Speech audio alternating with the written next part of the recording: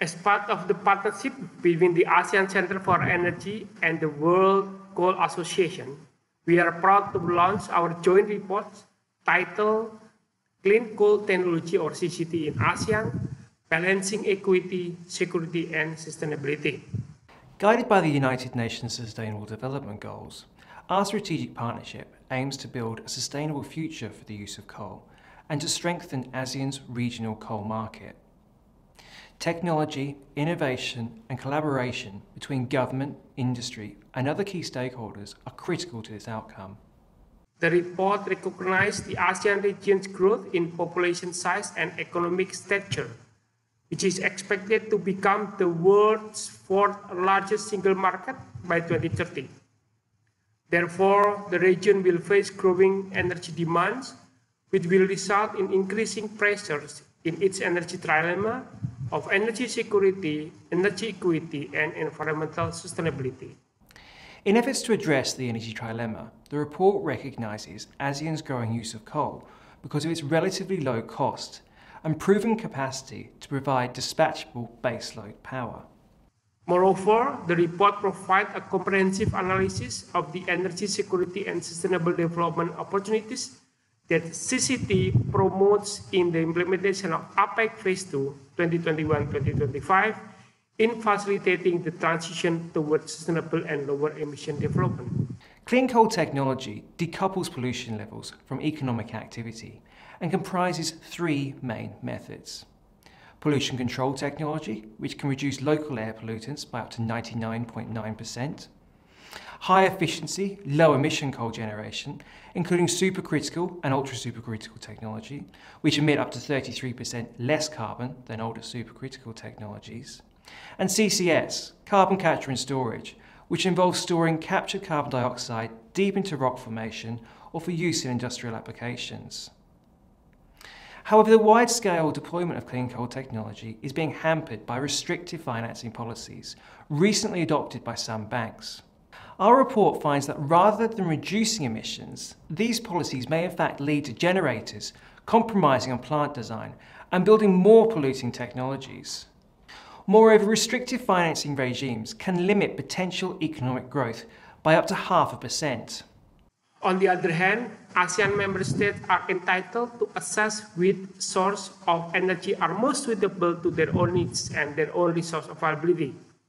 The implementation of policy decided by the national governments about the energy source to be utilized to support national development plans would need the support and understanding from the financial community. According to the 6th ASEAN Energy Outlook or AO6, ASEAN is projected to rely on coal-fired generation to ensure regional energy security. In 2005 alone, coal contributed 27% of the total electricity generation and rising up to 41% in 2020. By 2040, it is projected that coal capacity will reach 295 gigawatts, accounting for 49% of the power generation capacity in the region. Coal has particular attributes that make a positive contribution to energy security and which are particularly attractive for ASEAN member states. These include delivering reliable and stable, uninterrupted generation of electricity, commonly referred to as baseload electricity. Strengthening energy resilience, which is critical given ASEAN's vulnerability to extreme weather events. And improving universal electricity access and providing modern energy access to ASEAN. Clean coal technology has a role to play in delivering on SDG 7 to ensure access to affordable, reliable, sustainable and modern energy for all. The consensus among economists is that electricity prices are a critical driver of economic competitiveness. Lower electricity prices foster higher production, employment and value-added output. All fuel sources will be needed to meet ASEAN energy demand. But as one of the most affordable options in ASEAN, the role of coal will be unavoidable. For many years, the levelized cost of electricity metric has been used to understand the costs associated with generation technologies. The levelized cost of electricity considered all the fixed and variable cost over a system's expected lifetime, including construction, financing, fuel, maintenance, taxes, insurance, and incentives, which are then divided by the system's lifetime expected power output. However, the levelized cost of electricity is under increasing scrutiny due to its inability to provide a complete measure of competitiveness from variable energy sources. In response to the growing role of intermittent generation, the International Energy Agency recently introduced the value-adjusted levelized cost of electricity. The value-adjusted levelized cost of electricity builds on the levelized cost of electricity metric by including 3 additional considerations of value in power systems: energy, capacity, and flexibility. The value-adjusted cost of electricity measure is increasingly considered the preferred model for comparing different generation sources. It represents a more complete measure of the competitiveness rather than the levelized cost of electricity. The value-adjusted cost of electricity provides a crucially important means of comparing available technologies for long-term national and regional energy development planning. Today, coal-fueled power is the least costly way for thermal capacity expansion in ASEAN from total system cost perspective. Through FALCO analysis for the ASEAN, we find that current FALCO costs for both renewable and thermal energy generating technologies suggest that hydroelectric power and solar PV are currently competitive against coal. Moreover, despite their relative future competitiveness on a FALCO basis due to their intermittent nature, solar PV and onshore wind simply cannot provide the same level of security of power supply as coal. Looking ahead to 2040, coal-based technologies are largely unaffected by the value adjustments, with more advanced coal technologies having a slightly higher value-adjusted levelized cost of electricity compared to subcritical coal, due to the higher initial capital costs. The utilization of coal in ASEAN power mix cannot be omitted yet. However, environmental and sustainability considerations should not be forgotten. There are clear environmental benefits in deploying supercritical or ultra-supercritical coal energy technologies over traditional systems. Meanwhile, the environmental benefits from deploying HELE technologies are well understood. Restrictive financing regimes may lead to developers accepting lower efficiency and poorer emission rates due to the initial higher construction and material cost difference between subcritical and HELE technologies. Through the development of the study, we took note that the investment in high-efficiency, low-emission technologies can reduce ASEAN emissions by up to 500 million tonnes of CO2.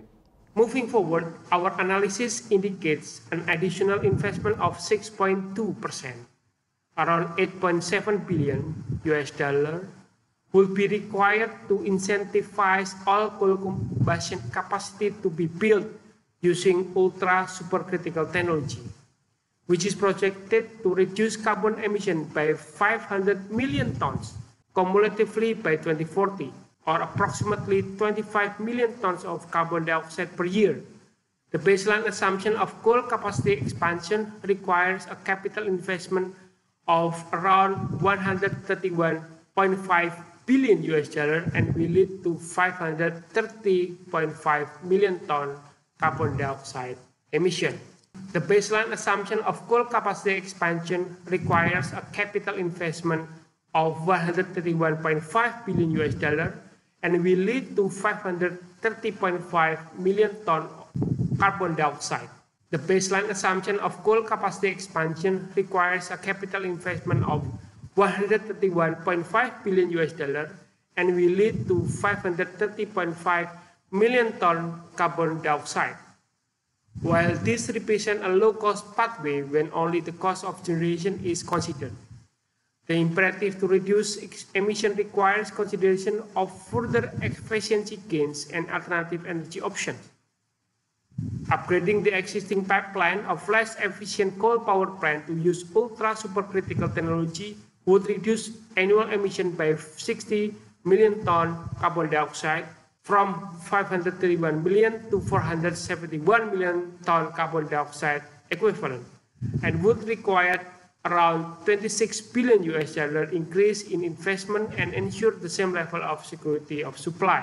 The analysis also considers alternative investment options, where the 26 billion investment is used either for building new onshore or offshore wind farm, while preserving the same level of security of supply. Using the full sum for onshore wind would only displace 11 gigawatts of less efficient coal capacity, and the new onshore wind capacity together with the 95 gigawatts of non-displaced less efficient coal capacity would emit 475 million ton carbon dioxide equivalent, which is higher than the projected level of emission if all capacity is upgraded to ultra supercritical. Similarly, using the full sum for offshore wind would only displace 7 gigawatts of less efficient coal capacity, leading to an even higher level of emission of 495 million ton carbon dioxide per year. As a developing region, ASEAN faces challenges in meeting energy demand and balancing the goal of energy security, socio-economic development, and poverty alleviation, as well as environmental improvement. The ever-growing demonstration, investment, and planning for CCS rollout also demonstrates the growing understanding among ASEAN member states that the technology will be an integral part of regional decarbonisation. As developing region, ASEAN faces challenges in meeting energy demand and balancing the goals of energy security, socio-economic development, and poverty alleviation, as well as environmental improvements. Any response to climate change must recognize the existence of different starting points, perspectives, priorities, and solutions, and provide a long-term vision of the future. Within this framework, CCT's contribution to ASEAN energy system will be crucial. Challenges remain with the use of coal, as they do for the use of all energy sources. Policy support can address environmental concerns in a non-discriminatory manner, while recognising the benefits that a diverse and secure energy mix can bring. Clear, long-term environmental policies provide certainty, allowing investments to be made in clean coal technology that bring enhanced environmental performance. Progress has been made across ASEAN in recent years. Encourage ASEAN member states to be committed in rapidly scaling up advanced, high-efficiency, low-emission technologies and establish a pathway towards CCUS. Call on the international financial and investment community to ensure a diverse financial support for cleaner coal projects and CCUS deployment in the ASEAN region. Encourage stronger partnership and collaboration with dialogue partners, international organisations and relevant stakeholders through the AFOC and ASEAN Centre for Energy as the main focal energy bodies to advance ASEAN sustainability in coal utilisation.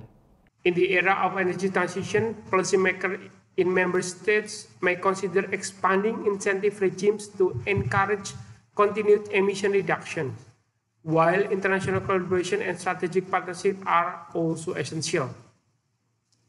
Therefore, based on the report and its analysis, the ASEAN Center for Energy and the WCA encourage the international community to recognize an inclusive all fuels and all technologies of energy generation towards energy transition and energy resilience.